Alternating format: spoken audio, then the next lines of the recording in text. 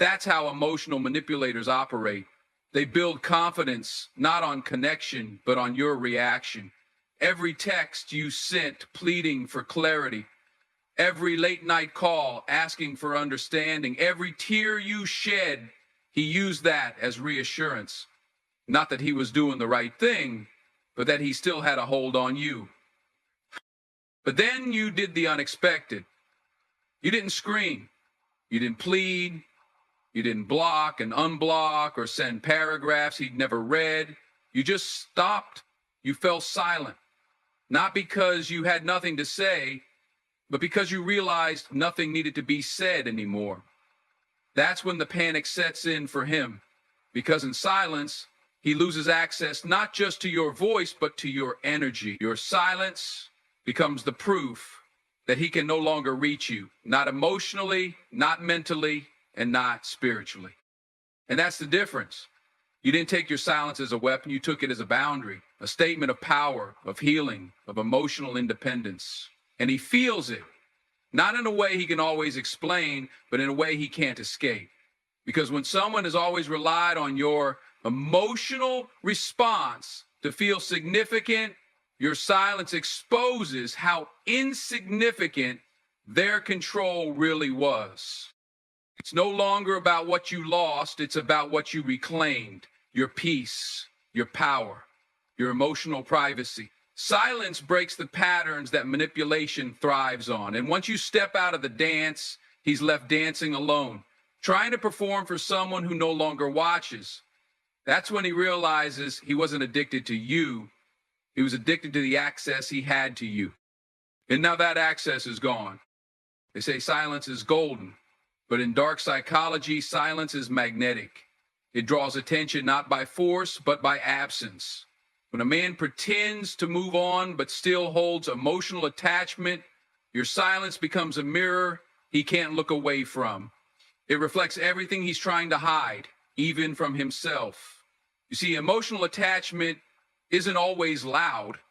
It doesn't always scream, "I miss you," or show up in messages at 2 a.m. Sometimes it shows up in the way he watches your stories but never likes your posts, in how he brings your name up casually in conversations, or suddenly starts following things you once loved, pretending it's coincidence. That's not moving on. That's emotional residue, and silence is what brings it to the surface. No, he may act as if he's fine, laughing louder, posting more, going out with people you've never seen before, but that's not healing. That's performing. That's distraction in disguise. Because deep down, silence forces him to sit with himself. No validation, no feedback, no emotional handouts. And the thing about someone who's emotionally attached but acting detached is they depend on your reactions to feel seen. Your silence removes the spotlight, and without it, he's left to wonder if he ever really mattered. That's where the unraveling begins.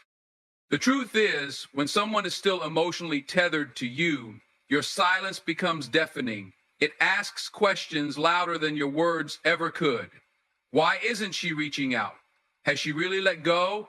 Did she stop caring? And that discomfort, that unease, that's the exposure. He's not hurt because you're gone. He's broken because you're not trying to return. He's wounded, not by your silence itself, but by what it represents: strength, boundaries, peace, growth. He might try to test the waters, send a meme, like a photo, comment something vague, but those aren't gestures of love. They're feelers for access. And your silence tells him access is denied. It tells him you had a chance to value presence, now you have to deal with absence. And that contrast, that emotional vacuum, it pulls his unresolved feelings to the surface faster than any confrontation ever could. We live in a world that encourages us to react, to respond, to prove our pain through words and anger. But silence is sacred. It's a signal to the emotionally immature that you are no longer playing the game. You've exited the cycle. You've moved from confusion to clarity, from chaos to calm. And for someone still emotionally attached, that is the most painful truth they can face. That your peace, no longer includes them. That's when they realize fake moving on is easy, but faking emotional detachment in the face of your silence, that's impossible. Sometimes the loudest message is the one you never send. When someone pretends they've moved on, what they truly fear is not your anger, not your reaction, not even your words. They fear your indifference. Because silence doesn't just cut communication, it cuts control. And control for someone emotionally attached but faking distance is everything. See, when you were emotionally available, your presence gave him power. He knew how to trigger you, how to reel you in with half gestures, how to keep you emotionally occupied even while pretending he didn't care. But silence breaks that illusion. It says you no longer have access to my emotions. And that boundary, that invisible wall, it's more powerful than any speech because it's not about revenge, it's about rebirth. When you go silent, you're not just ignoring him, you're healing yourself. And healing makes you unpredictable. That scares him. Because as long as he could calculate your reactions, he could keep playing the game. But silence says the game is over and you've stopped keeping score. It says you're no longer available for manipulation, for breadcrumbs, for one-sided effort. That's where his emotional discomfort kicks in, because he starts to see you in places he never looked before, in peace, in boundaries, in self-respect. And he starts to ask himself, was she really the problem, or did I just underestimate her strength? That question alone can haunt a man far longer than your presence ever did. In dark psychology, silence is not passive. It's strategic. It forces the other person to do something they're rarely ready for. Sit with their own discomfort. Reflect on their own void. And if he's still emotionally attached, your silence becomes an emotional interrogation. Not because you're asking questions, but because he starts questioning everything. Every smile you shared, every moment you gave, every chance he took for granted. He may replay them, not out of nostalgia, but out of regret. Because now, in the vacuum of silence, he realizes the true cost of losing someone who was real. And that realization doesn't come when you argue, it comes when you disappear. This is the shift. When you no longer try to prove your worth, and instead let your absence speak for itself. Because silence does what words can't. It tells the truth without raising its voice. It exposes his emotional ties without exposing your pain. And the longer the silence continues, the deeper the reflection becomes. He may deny it, he may distract himself, he may even try to mirror your indifference. But behind the mask, behind the posts and the casual check-ins, the emotional pull still exists. You didn't just go silent, you became the reminder of what emotional immaturity lost. But let your silence continue to speak, because if he was only pretending to move on, then your silence will be the one thing he can't pretend doesn't affect him. You see, when someone tries to fake moving on, they often rely on one crucial tool: performance. They'll show you they're happy. They'll post pictures with new people. They'll flood their life with distractions and noise. But what they cannot fake, what they can't outrun, is the quiet craving for your emotional response. That's the difference silence makes. It stops the performance because there's no audience left. When you go silent, you're not giving him applause. You're not validating his new chapter. You're not watching. And that, more than anything, eats at the core of someone who still has emotional ties but refuses to confront them honestly. Because deep down, he wants your silence to break. He wants you to say something, anything. Even anger would be proof that you still care. But when all he gets is nothing, it rattles him. It rattles the illusion he built. It shakes the story he's told himself about how replaceable you were. Because silence doesn't just remove your words, It removes your energy. And when a man is emotionally attached but in denial, he feeds off your energy like fuel. Even if it's conflict, even if it's confusion, attention is still a form of access. But when you pull that away completely, he has to deal with what's left, his own emptiness. That's the part no one talks about, the emotional withdrawal. It's real because he didn't expect the silence to last. He thought it was a phase, a game. But you weren't playing.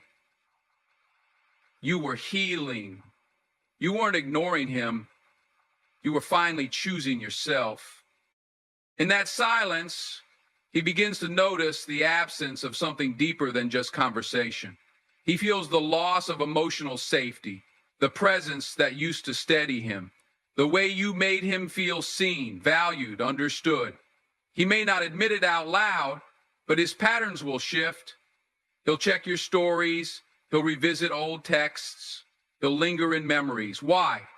Because silence exposes the part of him that's still attached. And detachment never leaves quietly. It leaves in echoes. Silence forces him to confront the reality he tried to bury. That connection, like yours, doesn't come around twice. That emotional loyalty can't be replaced with convenience.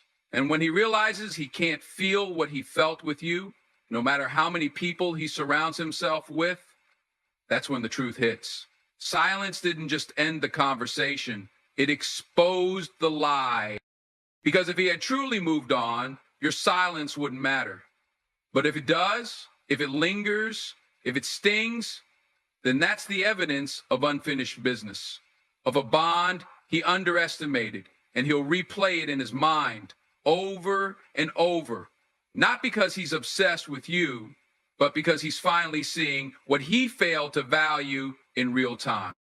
Let the silence do its work. Don't interrupt it, because when someone is truly attached, it's not your presence that haunts them, it's your absence. There's something powerful that happens when a man loses the emotional upper hand. You see, when he thought he had you wrapped around his attention, when he assumed you'd always be the first to reach out, the first to explain, to fix, to beg for closure, that's when he was most careless with your heart. That's when he played games, kept things vague, pulled away, and returned when it suited him. But the moment you stopped playing that role, everything began to shift. Because silence flips the script. Silence removes the power he thought he had over your emotions. When you go quiet, not as a strategy, not as manipulation, but as a reflection of your healing, it confronts him with a truth he never prepared for. He always expected you to speak. He expected your emotion to be loud, your love to be desperate, your loyalty to be immediate. But instead, you gave him space. Not the kind of space he was asking for to explore distractions. No. You gave him the kind of space that reveals something deeper, indifference. And indifference to someone who once held power over you is terrifying. When he reaches out and gets no emotional reward, no softness, no anger, no need for explanation, it makes him question everything he believed about the control he once held. Because emotional control is like currency in relationships, rooted in imbalance. He withdraws affection, you chase. He goes cold, you warm things up. But the day you step away and stop participating, he feels it. Not in his ego, but in his spirit. That's what's hard to fake. That moment when a man realizes your silence isn't about punishing him, it's about protecting your peace. And when peace becomes more valuable to you than clarity from him, that's when he truly starts to panic. Because he's no longer the center of your attention. He's no longer relevant in your emotional world. And that, more than anything, reveals his emotional attachment. Because if he didn't care, your silence wouldn't echo. But it does, loudly. You see, the upper hand shifts when you no longer need to be understood by someone who refused to understand you when he had the chance. It shifts when your silence isn't fueled by pain anymore, but by self-respect. That's what exposes him. because now he's sitting with the discomfort he used to hand you. It's not that he doesn't want to move on, it's that he can't. Not while he still has to wrestle with the truth that you're no longer accessible emotionally.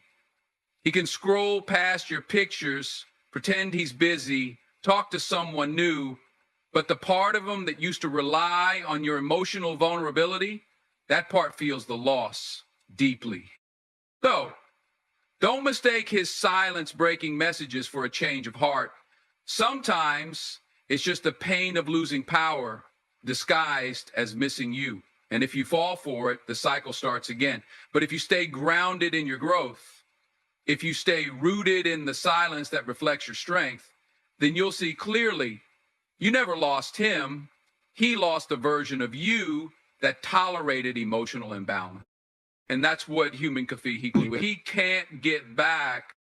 When a man pretends to have moved on, he often believes he can mask everything through distractions, new routines, louder laughter, sudden disappearances from social media, or, on the contrary, a performance of happiness online. But there's one thing he can't fake, the ache that shows up in the quiet moments, the moments when no one is watching, when the distractions run out and he's left alone with his thoughts. And that's when your silence speaks the loudest. Silence doesn't just withhold words, it confronts a man with what he didn't expect to lose. See, in the noise of relationships, arguments, conversations, check-ins, reconciliations, he gets used to the rhythm of your presence. Even if he wasn't fully valuing it, he was depending on it, he was leaning on your energy, even if he was too proud to admit it. But when you go silent, truly silent, not just temporarily quiet, but energetically detached, it disrupts that rhythm. And here's the thing most people overlook. Emotional attachment doesn't always look like affection. Sometimes it looks like frustration, like passive-aggressive texts, like needing to know what you're doing even when he says he's done. It can look like popping up months later just to check in, asking about your family, bringing up shared memories, even trying to start a fight just to get a response. That's not healing. That's a wounded ego searching for proof that he still has a hold on you. And silence is the one thing that denies him that proof. The more he realizes he can't evoke a reaction, the more his own unresolved feelings begin to surface. That's when the emotional attachment is exposed, not through grand romantic gestures or apologies, but through his inability to truly move forward. He may look like he's moved on, but the moment your silence remains consistent, it reveals the truth. He's still stuck in the grip of what he never fully appreciated.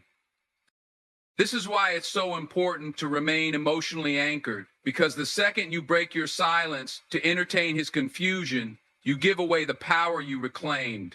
You see, it's not about playing hard to get. It's about no longer playing at all. Your silence becomes sacred when it's not a weapon, but a boundary. And a boundary, once set in love and clarity, becomes the mirror that forces him to see who he really is without your constant emotional availability. Don't be fooled by his sudden presence after prolonged silence. Often, he isn't returning because he misses you. He's returning because your silence triggered something he can't suppress. And instead of dealing with it, he tries to draw you back in, just enough to soothe his discomfort. But you have a choice. You can be the comfort he leans on, or you can be the clarity that reminds him what happens when you stop accepting inconsistency.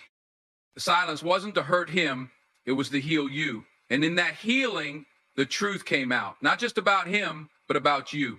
Because now he sees what you look like when you choose yourself. And that's what truly breaks him. You know, there's something powerful about the moment you stop arguing, stop explaining, and stop justifying your worth to someone who never truly saw it. That silence, it doesn't just echo in their life. It haunts them. Because in that stillness, something they never expected begins to surface. Guilt. Not the type they can easily shake off, but the kind that sneaks up when they least expect it. when they're lying in bed at night, when they scroll past a memory on their phone, when someone else says your name. That's the moment the guilt creeps in, and it's louder than any words you could have ever said. See, guilt isn't always immediate. When someone walks away or emotionally checks out, they often convince themselves they were justified. They create a version of the story where they're the victim or where they had no other choice. But silence doesn't support that story. It interrupts it. Because when you say nothing at all, they don't get to argue with you. They don't get to convince you or themselves that you were the problem. There's no pushback, no drama to blame, no reaction to manipulate. And that's when their narrative begins to crumble. First, they may interpret your silence as weakness, like you're avoiding confrontation or still hurting. But over time, when you don't return, don't chase, don't try to fix things, they start to realize your silence wasn't a wound, it was a wall. Not a wall of bitterness, but one of self-respect. And that's when the guilt begins to show its face. They start to remember the things you tolerated, the sacrifices you made, the times you forgave when you had every right to walk away. And now you've walked away and you haven't looked back. That's when it hits them. They had someone who saw them, someone who cared deeply, and they mishandled that gift. They mistook your softness for weakness, your patience for permission, your silence for submission. But now that you're gone and quiet, they finally see the truth. You weren't weak, you were done. And here's what most people won't tell you. When guilt sets in, it's not just emotional, it becomes physical. It drains them. It eats at their energy. They find themselves exhausted by their own thoughts, replaying scenarios, rewriting endings, wondering if it's too late. That's the power of your silence. It's not revenge. It's reflection. It's the mirror they can't escape. But let me tell you this. You didn't go silent to punish them. You went silent to protect yourself. And in that silence, the truth spoke louder than your words ever could. You taught them what presence really meant by taking yours away. And you taught them what peace feels like by finding your own. So if they're feeling guilty now, let them sit with it. That guilt isn't yours to carry anymore. You've already carried the weight of their indecision, their confusion, and their inability to show up fully. You've done your part. Your silence now is not just strength, it's closure. And sometimes the most healing thing you can do is say absolutely nothing at all. There's something deeply revealing in the moments of silence after someone has wronged you, when you've decided to step back, to give yourself the space to heal and grow. At first, the absence of your voice, your presence, might seem like a void. It's not loud, but it's powerful. That silence, it speaks volumes. It's more potent than any words you could say, more definitive than any confrontation you could have had. It's a moment of clarity, not just for you, but for them as well. See, when you stop reacting, when you stop answering their calls, when you stop chasing them, something shifts, not just inside you, but inside them. Initially, they may feel relieved. They may think it's a victory. Finally, they've broken free of the tension, the expectations, the emotional connection you had. But this relief is fleeting. What they don't realize is that silence is a reflection of your boundaries. It's you taking control of your emotions, your time, your worth. And when you stop giving them access to your energy, when you stop allowing their actions to affect you, that's when they start feeling something that they didn't expect, a loss. The weight of your absence becomes more apparent with time. The emptiness they feel starts to settle in. And it's not just about missing your presence. It's about the realization that they didn't value you when they had the chance. You see, when someone takes you for granted, they often think they'll always have you around. that they can always come back and you'll be there waiting, ready to forgive, ready to accept. But silence in its purest form doesn't allow for that false sense of security. It shows them that you're not disposable, that you have the power to walk away and never look back. They begin to notice the things they overlooked while you were there. The small gestures, the care you gave, the times you put their needs before your own. They realize how much they took from you without ever giving back, how much they expected without offering anything in return. The absence of your voice is the loudest lesson they'll ever learn. But the thing about silence is that it's not just about teaching them a lesson. It's about teaching yourself the value of your own worth. You've been so used to fighting for others, so used to putting your emotions aside to accommodate someone else's, that you forgot how to fight for your own peace. And that silence, that absence, is your reclamation. It's you saying, I deserve better. It's you telling yourself that you're not going to allow anyone to treat you like an option anymore. You're not going to allow someone to keep you in the background, always there when it's convenient for them, always available when it serves their purpose. This space of silence, you rediscover your own power. It's a quiet power, but it's the kind that builds resilience and self-respect. It's not about revenge. It's not about punishing them for what they've done. It's about healing yourself, finding your peace, and moving forward with the knowledge that you are enough on your own. As they sit with the weight of your absence, they begin to question themselves. They start to wonder if they've made a mistake. And while they're trying to come to terms with their own guilt and regret, you're here, living your life, growing stronger and letting go. You're no longer waiting for them to recognize your worth because you've already recognized it for yourself. Here's the truth. When someone starts to feel the loss of your presence, when they feel that space you've left behind, it's not your job to fill it. They've got to face what they've done and learn from it. You don't owe them closure. You don't owe them an explanation. Your silence is the final word.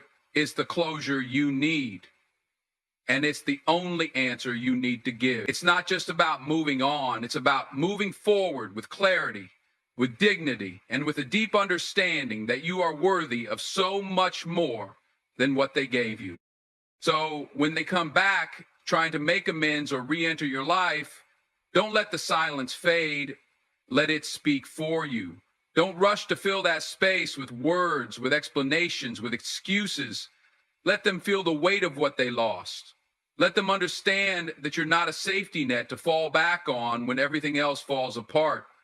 You are not a fallback plan, and you are not here to be their emotional rebound. When they come back, let them face the consequences of their actions.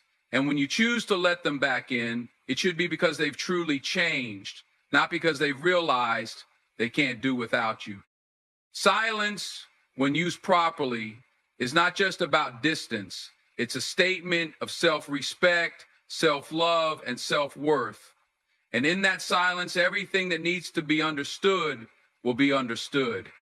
When someone's silence is broken and they come back into your life after a period of emotional distance, there's something profoundly telling in the way they approach you. It's not just about what they say, but it's about the energy they bring, the way they behave, and how they try to reconnect. You see, when someone is emotionally attached, their actions often speak louder than any words they can offer. They might try to act like they've moved on, like everything is fine, but deep down, the way they reach out to you, the way they show up in your life, tells you the real truth. They might attempt to present themselves as indifferent, as though they've completely let go, but the truth is, their behavior gives them away. When someone is emotionally attached to you, even if they have tried to move on, there's an undeniable connection that doesn't just disappear overnight.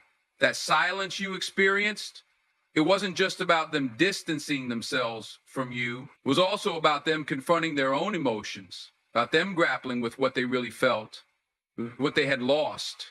And when they come back, trying to act like they've healed, like they've gotten over you, It's often an attempt to regain control over something they feel slipping through their fingers. Their emotional attachment is still there, whether they acknowledge it or not. They may have tried to move forward, but the bond between you is not something that can be easily erased. It takes more than time for someone to truly move on from an emotional connection. Time might make things less raw, but it doesn't always heal everything. The way they reach out, their timing, and their words can all reveal the truth. They are not as detached as they want you to believe. You'll notice that their efforts to reconnect with you are often driven by a need for validation. They want to know that they still have a place in your life. They want to see if you've moved on, if you still care, if you'll accept them back into your space. Their actions will be telling. They'll try to reignite the old spark, rekindle the connection you once had. But it's important to realize that this isn't just about rekindling a relationship. It's about them testing their hold on you, seeing if they can still affect you the way they once did. And that's where you have to be careful. You cannot let their emotional attachment determine your worth or the course of your life. When someone reaches out after a period of silence, they're not just testing the waters. They're often looking for reassurance, for comfort, for the sense of security that came with knowing you were always there for them. They want to know that they haven't lost the emotional bond they once had with you, and that despite the distance, despite the silence, they still matter to you. This need for validation isn't always malicious, but it's important for you to understand that their return is not always about seeking a genuine, healthy reconnection. Sometimes it's about them trying to reaffirm their own emotional stability, trying to patch up the wounds that they've inflicted on themselves by pushing you away in the first place.